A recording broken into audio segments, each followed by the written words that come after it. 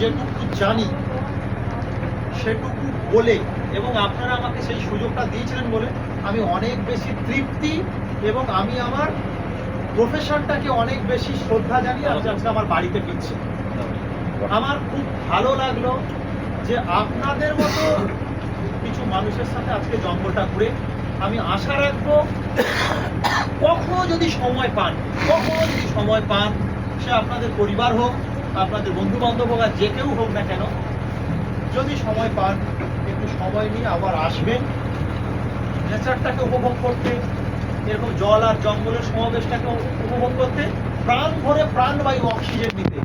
ঠিক আছে, খুব ভালো লাগলো, আবার আসবে। এইটুকুই বলার আমার ছিল। তো আমার মনে হয়েছিল যে এইটুকু না বললে মনে হয় আমার একটু অপরাধ হয়ে যাবে, কারণ সব সময় এই সুযোগটা আমি পাই না। ঠিক আছে, একটা গাইড কিছু বলে তার আত্মতৃপ্তি নিয়ে বাড়ি ফেরাটা কিন্তু চারটিখানি কথা নয়। ম্যাক্সিমামটা সবাইকে মানে এ জলে পড়ে যাচ্ছে তো ওকে ঠেকাচ্ছি, ও জলে পড়ে যাচ্ছে, তখনই নিজে মনে হয় যে নিজে জলে পড়ি না ওদের ফেলি। ধরুন না, এই কিছুদিন আগে একটা টুরিস্টের মানে ট্যুরের মানে লোকেরা এসেছিল, 20-22 জন মতো হবে, একটা বিশেষ জায়গা থেকে, আমি নাম বলছি না। পঞ্চমুখানিতে এরকম হালকা হালকা ঢেউ উঠেছে আর প্রচুর জল দেখছে। আমাকে বলছে গাইড সাহেব একটা কথা আছে। কি বাবা সাহেব? ঠিক আছে। বলছি যে এত পানি কি আসতেছে কোত্থেকে, যাচ্ছি বা কোথায়? এই জল আসছে কোথা থেকে, যাচ্ছে কোথায়? দেখুন, এটা টেকনিক্যালি প্রশ্ন হতেই পারে, এই জলটা কোথায় যাচ্ছে, হতে পারে। আমি তখন ওদেরকে বললাম, দাদা ভালো করে বুঝবেন, হয়তো আপনি সেই সময় ভূগোলটা একটু ছাড়িয়ে গেছেন। এইটা মনে করুন সূর্য, এইটা আমাদের পৃথিবী। ঘড়ির কাঁটার একটা বিপরীতে নির্দিষ্ট কক্ষপথে একটা নির্দিষ্ট গতিতে আমাদের এই পৃথিবীটা ঘুরছে। তারপর আমি জয় ফাটের ব্যাপারটাকে বোঝাবো আর কি। ওকে বলে দিয়েছি যে পৃথিবীটা ঘুরছে, এইটাই আমার অপরাধ হয়ে গেছে। ও বলছে তুমি কি বলছো, পৃথিবী ঘুরছে? আমার বাড়ি পশ্চিমে আছে, পূর্বে কেন ঘুরছে না সেইটা আগে বলো। এইবারে ওর আইকিউ মাইনাসে আছে, ওকে আমি এবার কি করে বোঝাবো? বোকা হলে বোঝানো যায়, কিন্তু ওর তো আইকিউ মাইনাসে, আমি তো বোঝাতে পারবো না। আমি তখন বললাম যে এখানে কিন্তু আর সায়েন্স কাজ করবে। আমি তখন বললাম এটা কি দেখছেন, ওই যে সামনে বঙ্গোপসাগর, বিরাট জায়গা, ওর নিচে বিশাল গর্ত, মানে জলের নিচে। ওই গর্ত থেকে যখন উপরওয়ালা জলটা তুলে দেয় তখন হয় জোয়ার, যখন টেনে নেয় তখন হয় ফাটা। এটাই ঠিক। ভগবানই বাঁচায়। আমি তো ভয় খেয়ে গেছি যে আমার বাড়ি পূর্বে আছে পশ্চিমে তারা বুঝতে পারে। ওটাকে কে বোঝাবে যে একটা বলে একটা পিঁপড়েকেও যদি কয়েক কোটি ভাগে ভাগ করে ওই বলের উপরে ছেড়ে দেওয়া হয়, যতজনই বলটা ঘুরুক পিঁপড়ের অভিমুখ কখনো পাল্টায় না। ওকে অভিমুখ কে বোঝাবে? অভিমুখ মানে তো চর পড়বে তা তুই ওই যে বড় ধুন্দুল ফলটা দেখলে, বড় ধুন্দুল ফলটা, আমি একটা চর পড়ে যাচ্ছে ভালো বল। মানে 58 জন লোক আছে, বলে ভাত লাগবে, তুই চর পড়ে যাবে আর 6 জন ক্রু খাওয়া বন্ধ করতে। আমি হঠাৎ মাত্রায় বুঝতে পেরে গেছি নিচে একটু খাওয়া দাওয়া হচ্ছে। ঠিক আছে, ভালো।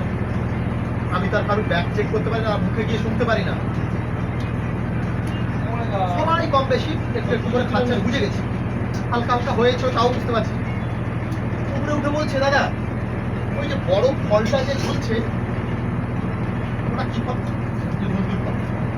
ওই বেটা আবার নিচে গিয়ে একটুখানি খেয়ে এসে বলছে দাদা একটা বেলের মতো একটা ফল ঝুলছে না, ওটা কি? ধুন্দুল ফল।